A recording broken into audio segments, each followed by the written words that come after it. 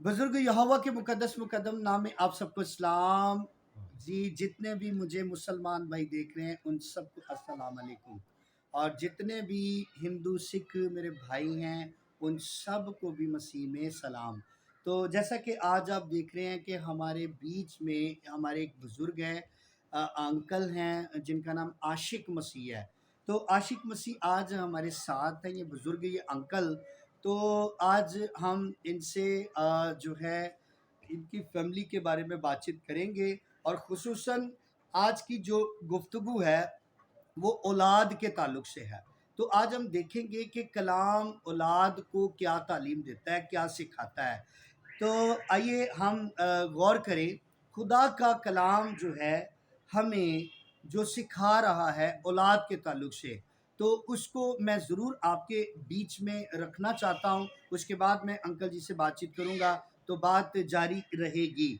जब हम इफ्सियों बाब नंबर 6 उसकी आयत नंबर 1 था 3 पढ़ें तो लिखा है कि ए फर्जंदो खुदावन में अपने माँ बाप के फर्मा बरदार हो, क्योंकि ये वाजिब है। अपने बाप की और अपनी माँ की इज्जत कर, ये पहला हुक्म है जिसके साथ वादा भी है, ताकि तेरा भला हो और तेरी उम्र जमीन पर दराज हो। खुदा आज के कलाम के वसीला आप सबको बरकत दे। जितने भी मुझे मीडिया पर देख रहे हैं, पूरी दुनिया को खुदा जो है इस कलाम के वसीला से ब्लेस करे, आमीन। जी अंकल जी, आज आपके बीच में आपके घर में मेरा आना हुआ, बीच में बैठना हुआ, तो मैं आपसे फैमिली की बाबत पूछना चाहता हूँ। सबसे पहले ये पूछना चाहता हूँ कि आप ये जो जगह है इसका क्या नाम है? इसका नाम है मीन पार्क। जी, अमीन पार्क। ऊँची आवाज़ में ज़रा बताइएगा कौन-सी जगह है? कौन-सी जगह है? अमीन पार्क। मीन पार्क अ, मैंने लगता है मैंने। 2 नंबर, हाँ अमीन जी, पार्क 2 नंबर, हाँ ठीक जी। है।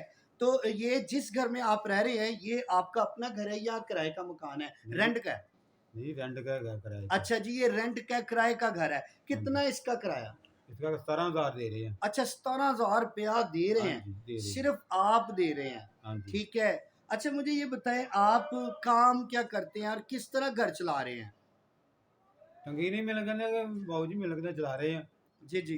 क्योंकि मेरे कहने देखो सब कुछ मेरे कहने देखो घर आना है, मेरे कहने हाँ, जो भी आना है जी। प्राइवेट काम है घर। अच्छा, प्राइवेट काम है। हाँ, अच्छा काम है। मुझे ये बताएँ कि प्राइवेट में आप महीना क्या कमा लेते हैं?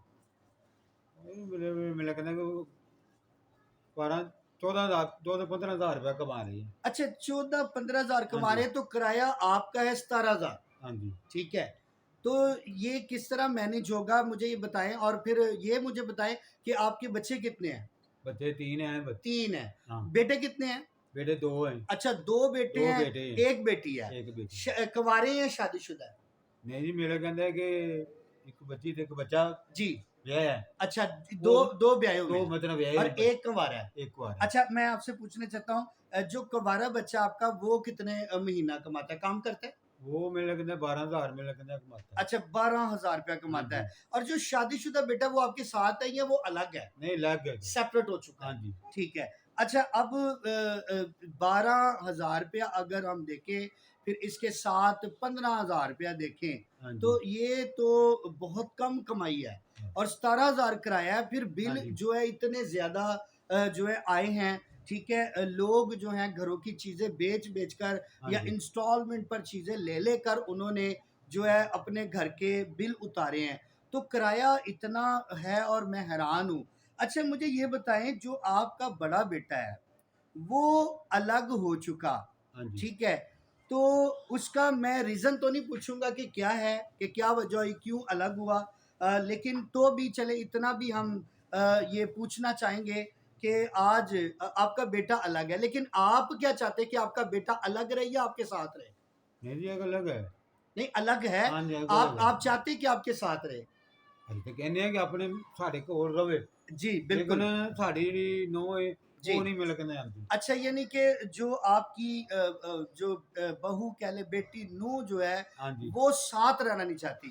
ना आपके बड़े बेटे को उसने लेकर अलग मकान ले लिया है, ठीक है। हाँ तो जी। ज़ाहिर-सी बात है वहाँ भी 10-12 हज़ार रुपया किराया होगा, सारे ठीक है। अच्छा जी, 12,000 मिल के बहुत ही वो दे रहे हैं। अच्छा 12,000 वो दे रहे, 17 हाँ वो जी, आप दे रहे हैं, ठीक है। वो कर करा के जो है ना 7 और 9 और अपना 20 यानी कि 27,000 गालिबन बन जाता 27,000 है, रुपया 27-28,000 बन हाँ जी। जाता है। ठीक है, तो ये अभी आप देख रहे हैं कि एक बाप, एक माँ जो बच्चे को बड़ा करता है, हाँ जी। ठीक है, और उसका फिर घर बसाता है। ठीक है, मैं ये नहीं कह रहा कि इसमें बेटे की कोई गलती है, चूंकि बेटे ने तो जाहिर बात है हाँ जी। जब जिसके साथ उसने ब्याह किया है, हाँ जी। उसने जब निकाह किया तो जाहिर बात है उसने बाइबल पे हाथ रख के हाँ जी। अहद किया कि मैं हम्म, जी दुख सुख में मरते दम तक हाँ जी। तेरे साथ रहूंगा, जब तक मरेंगे नहीं, एक दूसरे को छोड़ेंगे नहीं। तो जाहिरी बात है कि जो बेटी है, ठीक है, उसको मुझे नहीं पता कि उस घराने ने, बेटी के माँ बाप ने या हाँ जी। उनके घर वालों ने या अजीजों ने उसे ये तालीम दी है या नहीं दी कि जब तक बाप माँ जिंदा हैं लड़के वालों के, हाँ ठीक जी। है, उसके साथ तूने रहना है। तो हाँ जी। ये मुझे नहीं पता कि ये तालीम दी है या कि नहीं दी। ठीक है, तो यहाँ पे हम ये देख रहे हैं कि जब बेटी आई है और कुछ दिन रही है या कुछ महीने या कुछ अरसा रही है, उसके बाद जो है बाप माँ बूढ़े हो गए हैं, 15,000 रुपया कमा रहे हैं, साथ छोटा बेटा है वो 12,000 रुपया कमा रहा है, तो ये अब अकेले पिस रहे हैं। ठीक है, तो अब जाहिरी बात है कि बाप माँ ने तो ब्याह इसलिए किया ना कि मेरा बेटा जो है मेरी आंखों के सामने रहेगा और बहू का प्यार मुझे मिलेगा, मेरी मिसेस को मिलेगा। ठीक है, और हम उसके बाप माँ होंगे, उसके सर पर जो है हाथ रखेंगे और उसके साथ हम क्या करेंगे, खुशी करेंगे, खुशहाल जिंदगी देखेंगे। तो आज जैसा कि आप देख रहे हैं कहानी घर घर की है कि जब भी खुसूसन शादी बेटे बेटे की होती है, बाप माँ का इस्तेमाल किया जाता है और हो सकता है कि पहले से प्लानिंग हो फोन पे कि जी ब्याह हो लैन दे, उस तो बाद में बाप माँ छाड़ देना है। ठीक है, लेकिन इस पे आज मुझे एक बात बताएं कि आप क्या पैगाम देना चाहेंगे कि जो बेटे या बेटियां ब्याही जाती हैं और चूंकि वो एक बाप माँ को छोड़ के दूसरे बाप माँ को अपनाते हैं, अपनाती हैं, तो वो क्या सही कर रहे हैं या गलत कर रहे हैं, और अगर वो गलत कर रहे हैं तो क्या पैगाम आप दुनिया को देना चाहेंगे, उसके बाद मैं आपसे बात करता हूँ। और यही पैगाम ਇਹ ਦੇਣਾ ਚਾਹੁੰਦੇ ਹਾਂ ਕਿ ਮੇਰੇ ਕਹਿੰਦੇ ਇਹ ਤੇ ਕਹਿੰਦੇ ਕਿ ਸਾਡਾ ਜਿਹੜਾ ਵੱਡਾ ਪੁੱਤਰ ਵਿਆਹ जी ठीक ਹੈ है। ਜਾਂ ਮੇਰੇ ਕਹਿੰਦੇ ਸਾਨੂੰ ਪਹਿਲਾਂ ਕੋਈ ਕਮਰਾ ਖਾਲੀ ਹੈ जी ठीक है। ਅਸੀਂ ਉਹਨੂੰ ਕਹਿੰਦੇ ਕਿ ਭਾਈ ਇੱਥੇ ਆ ਜਾ अच्छा ठीक है। ਆ ਕੇ ਤੇ आ- ਮੇਰੇ आप इतनी ऑफर दे रहे हैं कि जी सामने कमरा खाली है, हाँ ठीक है, जी। आप वहां पे आ जाए। ठीक है, हाँ आप जबकि ऐसा भी कर सकते हैं किसी को भी, मतलब किसी और को भी मियाँ बीवी को लाके उसको दे सकते हैं रेंट पे, वो भी रह सकता है, लेकिन आप ऐसा नहीं कर रहे। आप चाह रहे कि मेरा बेटा, ठीक है, मेरी बहू वापस आ जाए। हाँ जी। जी ठीक है, तो आप तो चाह रहे हैं लेकिन बेटी जो है वो नहीं आना चाह रही, बहू नहीं आना चाह रही है। नहीं ठीक है, तो बेटा आपका तो चाहता है कि वो हाँ। साथ रहे। हाँ ठीक है, अच्छा जी, इस मौका पे जो ऐसा कर रहे हैं, हाँ जो जी। बेटे बेटियां बाप माँ से मतलब निकाल के शादी करके, यानी ठीक है, उसके बाद जो है माँ बाप को अकेला छोड़ देते हैं, क्या पैगाम देना चाहेंगे आप? मीडिया पे है, दुनिया आपको सुन रही है, क्या कहना चाहेंगे आप? ਬਾਬੂ ਜੀ ਪੈਗਾਮ ਮੇਰੇ ਕਹਿੰਦੇ ਕਿ ਤੁਹਾਡਾ ਇਹੋ ਹੀ ਹੈ ਕਿ ਅਸੀਂ ਕਹਿੰਦੇ ਕਿ ਸਾਡੇ ਨਾਲ ਰਵੇ ठीक है। ਹੈ जी ਸਾਨੂੰ ਆਪਣਾ ਵੇਲੇ ਕਹਿੰਦਾ ਕਿੱਥੇ ਆਪਣਾ ਵੇਲੇ ਕਹਿੰਦੇ ਦੇਖੋ ਕਿਰਾਇਆ ਦਿੰਦਾ हाँ ठीक है, उधर भी हो कर, जाएगा जी बिल्कुल। ਕਿਦਾਂ ਦੇ हाँ जी ਉਹਦਾ ਵੀ ਫਾਇਦਾ ਸਾਡਾ ਵੀ ਫਾਇਦਾ जी बिल्कुल, उसमें ਦੇਖੋ ਅਸੀਂ ਆਪਣਾ इतफाक ਵੇਲੇ है। ਕਹਿੰਦਾ ਕਿ ਉਹਨੂੰ ਆਪਣੀਆਂ हाँ ਬਹੂ ਨੂੰ ਵੀ ਆਪਣੇ ਵੇਲੇ ਆਪਣੇ ਪੁੱਤਰ ਨੂੰ ਵੀ ਜੀ। ਆਪਣੇ ਕੋਲ ਰੱਖਣਾ ਚਾਹੁੰਦੇ ਹਾਂ जी बिल्कुल। ਸਾਨੂੰ ਆਪਣੇ ਵੇਲੇ ਕਹਿੰਦੇ ਅੱਖਾਂ ਦੇ ਸਾਹਮਣੇ ਰਹੇ हाँ बिल्कुल ਸਾਨੂੰ ठीक ਕੋਈ है। ਮਿਲੇ ਕਿ ਚੰਗੀ ਤਕਲੀਫ ਹੋਵੇ हाँ ਉਹ ਜਾਣੇ बिल्कुल। ਉਹਨਾਂ ਨੂੰ ਹੋਵੇ ਅਸੀਂ ਜਾਣੀਏ अब वो बहुत अच्छे, हाँ जी। यानी कि आपके कहने का मतलब ये है कि अगर हम इकट्ठे रहेंगे हाँ जी तो जो दुख सुख है उसमें हम एक दूसरे का सांभर है। साथ दे सकेंगे। हाँ जी तो जाहिर बात है जब हम सेपरेट दोनों हो जाएंगे, अलग हो जाएंगे, तो हाँ उस वक्त हम दोनों एक दूसरे का साथ नहीं दे नहीं पाएंगे। दे पाए ठीक है, तो शैतान बड़ा चालाक है जी, मैं हाँ, आपको बताना सही। चाहता हूँ। सही। याद रहे कि पहला आदम पहली हवा, यानी हजरत आदम और अम्मा हवा, तो आप देख रहे हैं कि ये हमें बागे अदन के अंदर हाँ जी खुदा जब इन्हें रखता है, इनका निकाह खुद पड़ता है, आदम को नारी ला के देता है ताकि वो उसकी मददगार बने और उसकी बीवी बने। तो आप देख रहे हैं कि फैमिलियों को उजाड़ने वाला, उनको अलग करने वाला, उनको जुदा करने वाला, उनको बखेरने वाला वहाँ पे इबलीस मौजूद था, जिसने सांप का इस्तेमाल किया। और कैसी बात है कि उस फैमिली को अलग बाप से कर दिया, आसमानी बाप से कर दिया।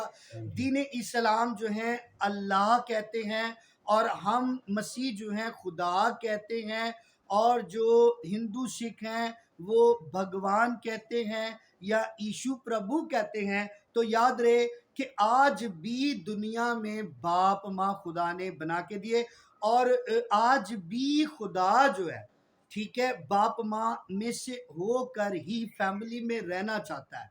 लेकिन ये हमें भूलना नहीं कि खुदा ने सबसे पहले आदम को बनाया और बाप का रुतबा दिया। और जितने भी मुझे इस वक्त जो मैरिड बेटे बेटियां जो अपने बाप माँ को छोड़ चुके हैं, उनको मैं एक खुसूसन पैगाम देने जा रहा हूं। याद रहे कि भूलना नहीं, हमें ये याद रहे कि हम आज जो कर रहे हैं वो ठीक नहीं कर रहे। तो अगर आप खुदा को देखना चाहते हो, अल्लाह को देखना चाहते हो, भगवान को, यीशु को, प्रभु को देखना चाहते हो, तो वो बाप माँ के अंदर है। और अगर बाप माँ आपके साथ रहेगा तो इसका मतलब खुदा आपके साथ है। हालेलुया, सुबहान अल्लाह, हालेलुया, प्रेज द लॉर्ड। तो इसलिए याद रहे कि कोई भी अपने बाप माँ को छोड़कर अलग ना हो जाए, ठीक है। तो मैं आखिर में एक पैगाम देना चाहूँगा। याद रहे कि यहाँ पे खुदा का कलाम हमें ये कह रहा है कि ऐ फर्जंदो, खुदावंद में अपने माँ बाप के फर्मा बरदार रहो, ठीक है। और क्यों रहो? इसलिए कि ये वाजिब है। वाजिब का मतलब होता है बड़ा ज़रूरी है। तो ये इफ्सियों बाप नंबर 6 उसकी आयत नंबर 1 था, 3 पहले भी पढ़ी, अब फिर पढ़ रहा हूं। इसकी दूसरी आयत है, अपने माँ बाप की इज्जत कर, ये पहला हुक्म है। सबसे पहला जो हुक्म है वो बाप और माँ की इज्जत करना, ये खुदा की नजर में पहला हुक्म है, इसलिए कि बाप माँ में खुदा है, ठीक है जी। और तीसरे नंबर पे लिखा है क्यों ऐसा करना है, फर्मा बरदार क्यों रहना है, बाप माँ की इज्जत क्यों करनी है। लिखा है आयत नंबर 3 में, ताकि तेरा भला हो। आज देख रहे हैं कि खुदा हम पर भलाई नहीं कर रहा, कोई भलाई का निशान जो है वो हमें नजर नहीं आ रहा, और हमारी उम्र भी दराज नहीं हो रही। हम आधी उम्र तक मुश्किल से जी रहे हैं, और हम जो हैं आधी उम्र से पहले भी मारे जा रहे हैं, औलाद से पहले भी हमारी मौतें हो रही हैं, हलाकत हो रही है, हम मर रहे हैं। हमारी उम्र ज़मीन पर दराज, लंबी जिसे कहते हैं, नहीं हो रही, पूरी नहीं हो रही। चूँकि खुदा का ये वादा है कि मैं खरूज बाब नंबर 23 आयत नंबर 25 में खुदा ने कहा जब तू इबादत करेगा तो मैं तेरी उम्र को क्या करूँगा, पूरा करूँगा। इबादत का मतलब भी इज्जत करना होता है, ठीक है। याद रहे, आसमानी बाप की अगर आप इज्जत करना चाहते हैं, या आप कहते हैं जी मैं अपने बाप की इज्जत नहीं करता, माँ की नहीं, लेकिन खुदा की करता हूँ, तो जो बाप माँ की इज्जत नहीं करता वो खुदा की इज्जत नहीं करता। जो खुदा का कहना, जो अपना बाप माँ का कहना नहीं मानता वो खुदा का कहना नहीं मानता। खरूज बाप नंबर 20 उसकी आयत नंबर 15 में, ये तोरा, ये पहली किताब तो तौरात की किताब, हजरत मूसा नबी की किताब है जी। तो ये जो है दूसरी किताब है 5 किताबों में से, ये आसमानी किताब है, इल्हामी किताब है। फिर उसके बाद जो है इस्तिस्ना बाब नंबर 5 आयत नंबर 16 में भी शरीयत के अंदर 10 अहकाम में ये 5वां हुक्म दिया गया कि तू अपने बाप की और अपनी माँ की इज्जत कर। ले जी, आखिर में मैं आपको एक पैगाम देना चाहता हूँ। तो आज औलाद के लिए पैगाम यह है कि आज वो भूल रहे हैं कि अगर वो शादी करके औलाद वाले हुए हैं या होने वाले हैं, तो कल को उन्होंने भी क्या बनना है, बाप माँ बनना है। क्या बनना है जी, बाप बनना है। बाप और माँ बनना है। हाँ जी। तो ये भूले नहीं कि अगर आपने बाप माँ बनना है हाँ जी। तो जैसा अभी आपके साथ हुआ, हाँ जी। ठीक है, और वो उसके साथ भी जी होगा। जाहिर बात है, वो बेटी जो है जी। शादी करने के बाद हाँ जी। जी मतलब उसने अलहदगी इख्तियार कर ली, अलग हो गई है, ठीक है जी, सेपरेट हो गई है। इसमें कोई शक नहीं कि चले उनकी फैमिली बन गई, सेपरेट हो गई, ठीक है, लेकिन क्या वो आज फर्माबरदार हैं?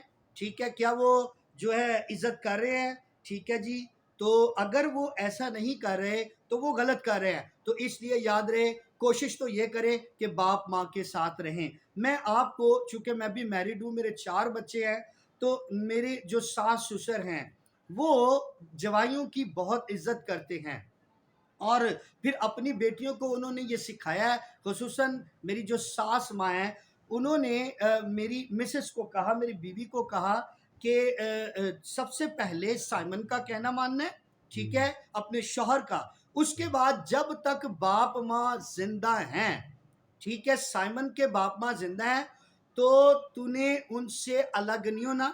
साइमन को ये नहीं कहना कि जी मैं इन्ना माँ प्यो दे नाल नहीं रहना, ठीक है। जब तक वो मर नहीं जाते तब तक तूने उनके साथ रहना है। उसके बाद दूसरे नंबर पे बहुत दफ़ा ऐसा आप देखते हैं और देखने में आया है, सुनने में आया है कि अक्सर ऐसा बेटे बेटियां करते, शादी के बाद जो है, जब घरों के अंदर कुछ लड़ाई झगड़े होते हैं शौहर और बीवी के बीच में, तो उस